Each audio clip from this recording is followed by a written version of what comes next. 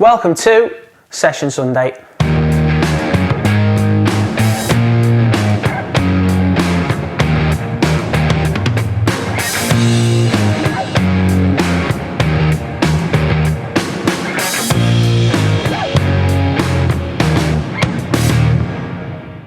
Hi guys, it's Jack Edwards and today's session is going to be focusing on pressing. But before we get into today's session, make sure to give us a like and subscribe, and if you missed last week's session, click on the link above. Okay, so moving into this week's session, we're going to be splitting it into 3 parts, starting off with a warm-up drill and then moving into 2 pressing games. For the players this week, we've got 16 players including 1 goalkeeper. If you don't have a goalkeeper, you can adapt it with end zones or dribbling zones or even small-sided goals when we get into the games towards the end. But for right now, the goalkeeper can still get involved in what we're doing, and when it's their chance to be a defender, they can use their hands when we move into the ball scenario. But at the start, the players have got to grab bibs, so the goalkeeper can do it as well. So the warm-up drill is related to pressing. So the defenders on the outside will run into the middle of the box, which is 20 by 20, and they've got to try and grab the bibs of the players in the box. So the players will have a bib in their short, and their goal is to avoid the defenders. And the defenders are trying to run to chase the attackers and take their bibs, basically making, when they've got the bibs, they're out. But after these defenders have had a go, another 4 players will come out and they'll have a go. So every player is having a go at pressing and having a go at defending. After everyone's had a go, you can then bring balls involved. So if you've only got enough balls for 1 between 2, you can have them in pairs, and they've got to try and keep the ball between themselves and move it around the square whilst avoiding everybody else and also avoiding the defenders. So then the defender's job is to win the ball. So in terms of pressing, it's hurrying the attackers, maybe even hunting in 2s, hunting in 3s, especially when there's only a few players left. But at the start, going individually on your own in a 1v1, taking the bib and getting less players left so that as a team you can go and hunt in packs. Okay, so moving into this week's 4 corner model, starting off with technical and tactical, we're looking to show the opposition into central areas. So when the team's going to press, we don't want them running straight at the player and leaving options both to the side and inside. We want to close the options down, show them into central areas, because that's where it's most congested and that's where we've got enough bodies to support the press. If the ball's going out wide, it means players have got to shuffle across even more. It means there's more running involved, but if we can keep them into central areas, that means that players in the midfield can push on and lock onto midfielders, and the wingers on either side can tuck in and make it nice and tight, and eventually the opposition will make a mistake and we'll get the ball high up the pitch. Our body position comes into that massively. So if we just run straight at a player and we're square on, then he's always going to have an option to his right or to his left, and he knows that he can shift to either side and enable himself to take a player on. Whereas if we close our body and we get around and shut one of the angles off, so if you're closing down the right back and you close the defender down by showing him inside the pitch, that means he's got to go on his left foot, he's travelling inside, which means the next player can come across and support the attacker who's pressing. Make sure we're pressing as a unit. So on the triggers that we say about a back to goal, about a long pass, about a mistake, or on a bad touch, making sure that all of the players recognise when to go. Not all running hopelessly at the same player, but cutting out space, cutting out options, and then forcing the opposition to play where we want them to go. And then in terms of when we bring the ball back, being clinical in the final third, taking our chances, punishing the opposition, and making it difficult for them to win the ball back after we've transitioned. So when we win the ball back in that final third, it should be 1 or 2 passes. Everything's got to be clinical, everything's got to be decisive, and then we finish the ball as quick as we can and get our reward for winning it back. In terms of the psychological side of the game this week, awareness is massive. Awareness of space, awareness of positional space as well. You've got to be always checking our shoulders to see where our man is, to see if they're dropping off or see if they're going to come high to receive the ball. Also, with the positions of our teammates. So when one of our teammates goes and presses, where am I going to be? Where's the next man going to be? Where's he showing that next pass so I can sense it and then put that player who's going to receive the ball under pressure before he's even got it. So you're telling him he's got to have a good touch. If he has a bad touch, then we can look to win it back. Discipline, so knowing when to time our tackles, knowing not to be too aggressive, because the game these days isn't as physical as what it was. So you've got to time your tackles perfectly. It's got to be clever, it's got to be sharp, you've got to get in and win the ball quickly. Otherwise, if there's too much contact, there's going to be fouls given.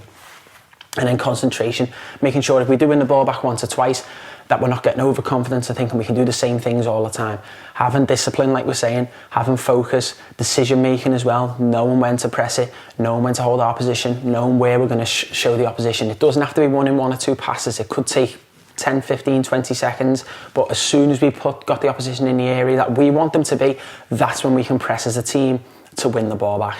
In terms of the physical corner, we're looking massively at endurance, both speed and stamina. Players have got to be able to get across and cover that ground quickly, hurrying the opposition with speed, with stamina, keeping on going at them, keep hurrying them, making it difficult for the opposition, making them not want the ball. But that can't come by just getting across and just showing them inside all the time. It's got to be at speed. So after their first touch, they've got to play, not letting them take 3, 4, 5 touches, letting the opposition know that we're coming after them, not that we're half-hearted going for it. We've got to be right in there, straight away, looking to win the ball back. And then we need our strength and power in the tackle to be more physical than the opposition, to want to win the ball more. And then, as you know, when we win the ball, we're going to get our reward by attacking quickly and scoring goals. And then finally, the social corner. There's got to be lots of communication given from the person who's pressing the ball and the people from behind, so they know exactly where they want to show him. So if the left winger goes and presses the right back, it's show him inside, and then the players around that have got to react and go, right, if he's showing him inside, where am I going to position myself to try and win this ball? Or where am I going to show him? Where do we want him to play to? What centre-back do we want him to play to? So recognising the weakest players on the opposition, letting them have the ball, cutting their options off, and then making them panic. But it's all got to come by everybody else communicating with each other, giving each other the right instructions, giving each other the right praise, supporting each other. So we're not going to win the ball back every single time, but if we're winning it back on a few occasions, high up the pitch, then we're going to get rewarded with goals. If we get bypassed and it comes into midfield, players have got to talk and get the wingers narrowed off in, get one of the strikers or the centre-attack midfielder dropped in to support the midfield, and then we can look to win it back in the middle third and then look to counter-attack from there. Okay, so now moving into our first game of the session.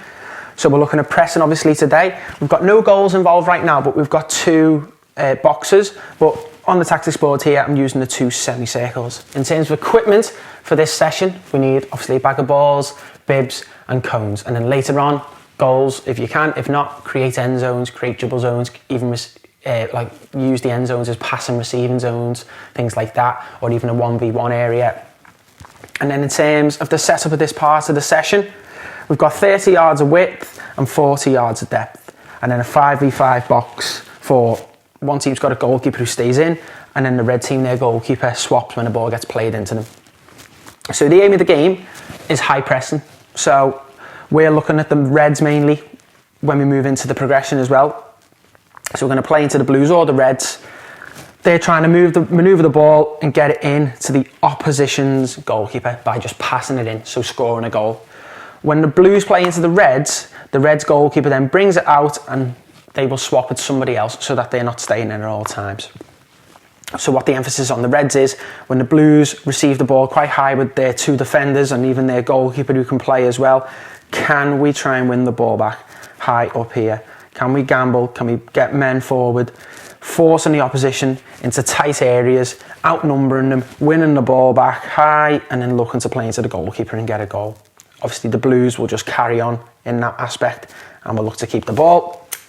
So obviously looking at that technical and tactical side, showing them into central areas because the pitch isn't that wide. So the blues are going to have to stretch it as much as they can to get their width. It's going to have to be quick, decisive decisions, but that is like the centre of the pitch in a normal game.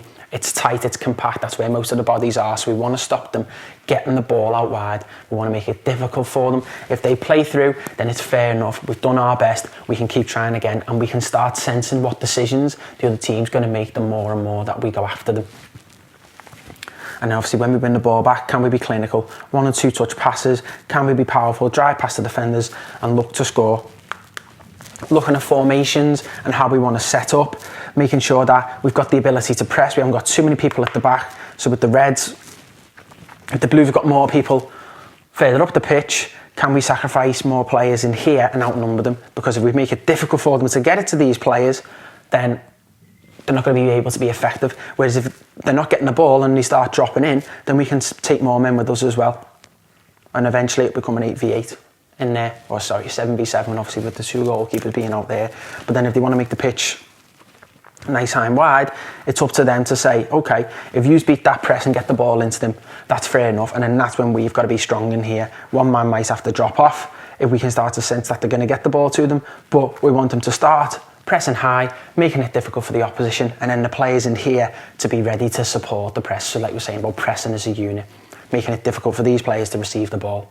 So focusing this session this week on teams who press. So teams like Barcelona, teams like Manchester City, teams like Liverpool, teams like Borussia Dortmund, teams like Tottenham Hotspur, all look to press, all in different ways as well. Some look to press in the midfield, some look to press high, some look to block passing lanes. It's all different. But if we're looking at the team who were best at pressing the ball high up the pitch, it's been Liverpool in recent years. Especially when Jurgen Klopp first came into Liverpool, some of the times that they would, especially against the big teams in the Premier League and the Champions League, they press them high, they make it difficult for them, especially at home at Anfield. Whereas nowadays, when they play the smaller teams in and around the Premier League, it's a lot more possession-based football because teams sit back, so they've had to adapt the style. But they had the front three who show the play inside, so they stop the fullbacks getting the ball. So when the centre-backs receive the ball, Mane and Salah curve their runs to stop the full-backs getting it. And if the full-backs do get it, they've got to go straight back inside. And then they have the three midfielders in behind the front three who are all workman-like midfielders, all get after the ball, all strong, all powerful. And then Manchester City sets up to dominate the opposition. So when they lose the ball, they've got that many people in and around the final third or the middle third that they suck the opposition into areas where there's no space, and they win the ball back quickly and intently and then look to score as quick as we can. We will now move into our first animation before moving on to the progression.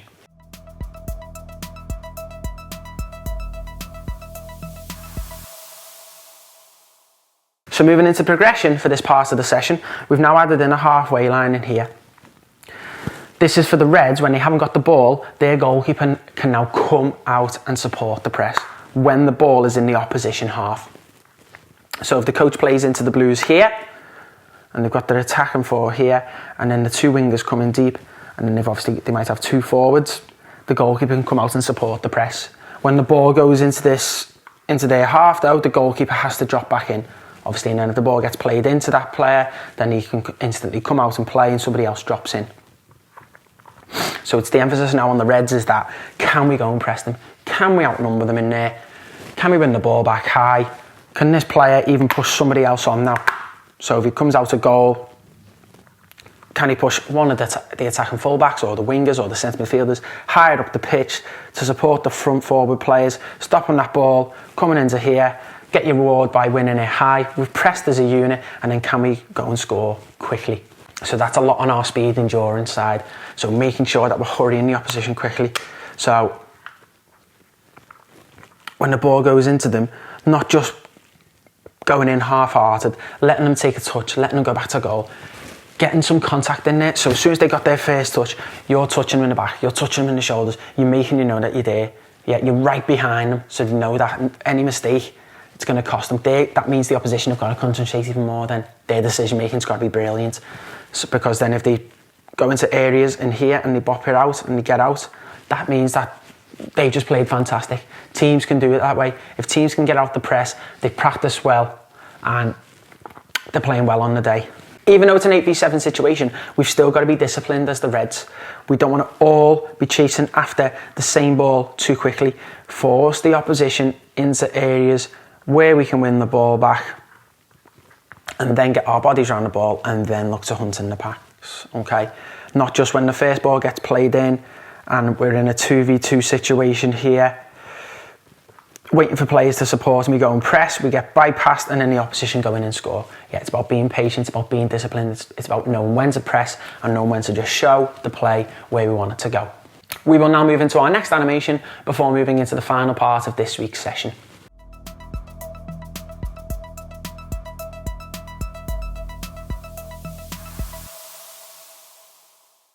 Okay, so now moving into the final part of this week's session, we're looking at working on pressing from the front.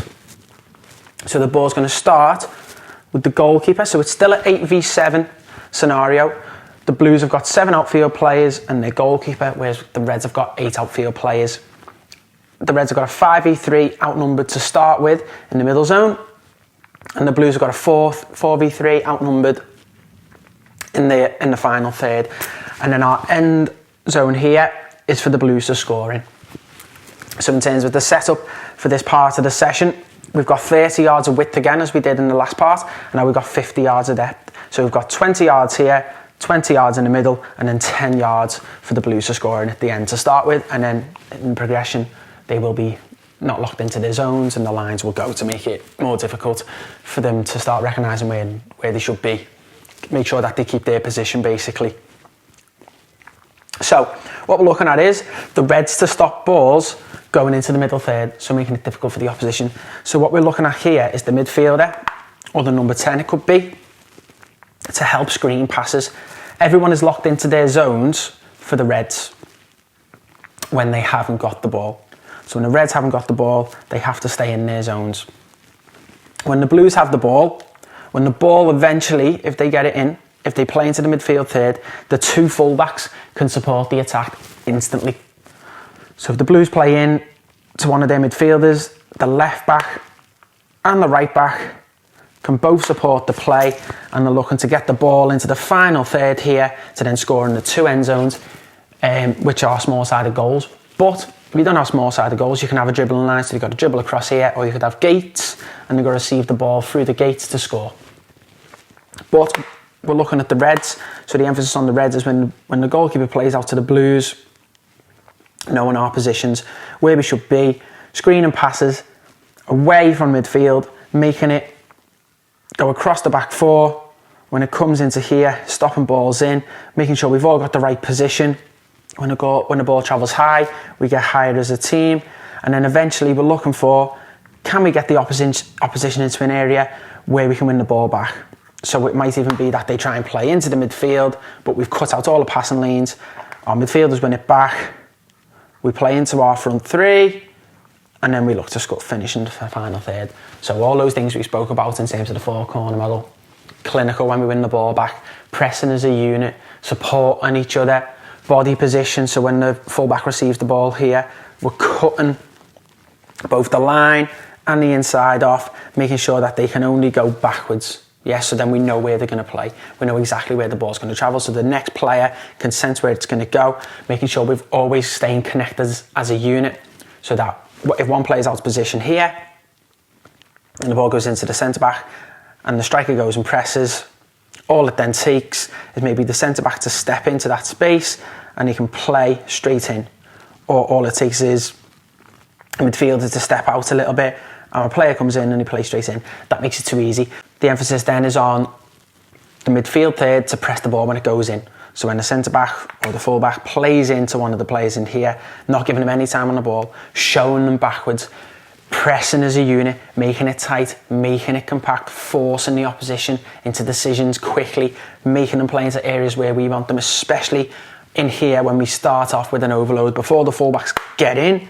So as the full-backs are getting in, can we win the ball, which then gives us a 3v3 scenario in the final third. So that's what we're looking at. If the opposition do play through the front three, can we look to support them then? That's our next line of press. We can't just have one line of press, because if we just let them play in here and then these players don't know what their roles are and don't know what they're doing, then it's just going to be too easy for the Blues to bypass. When the Reds do win the ball, players can support them. So two fullbacks can maybe support, one of the midfielders can support, but we want the two hold midfielders to stay at all times, so that if we do win the ball back and we do get in the final third, and one of the fullbacks comes and wins the ball back and plays in, we're not outnumbered in there. We've still got bodies to protect our goals, basically protecting our back line. We will now move into our next animation before moving into the progression.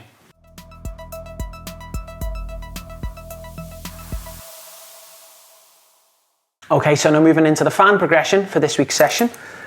We've now just took out all of the zones, so no players are locked in anywhere they want. So this means now when the Blues start with their goalkeeper, the fullbacks can start high and wide if they want to, forcing our wingers into decisions, but we want them to stay in between the fullbacks and the centre-backs. So if we're too deep, we can't support the striker in the press, and if we're too high, then it's easy for balls to go in, and it can create scenarios in here where we can be outnumbered.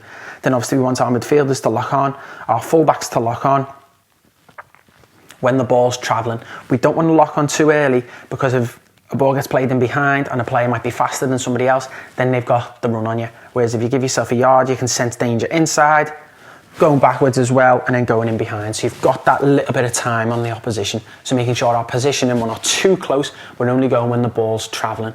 We're not going too early. Yeah, because then if we're in there too early, then the opposition can sense that that's where we're looking to press, and they can bypass it and play into somebody else. Whereas if we stay off a player, we can be cutting off 2 passes in one. So that when the ball gets played into here, we're locked on, and you can only go one way backwards. When they go backwards, can we get inside and other players have sensed the danger then? Yeah, we're not going too early. And then when we're waiting for the right moments, waiting for the right triggers, and then we press as a team. So we're just changing a little bit, not locked into zones. So we're going the full length, taking out all the zones. Blues are still trying to score in their small-sided goals or dribbling, receiving in an end zone. And then the Reds are trying to win the ball back and score quickly. We will now move into our final animation before concluding this week's session.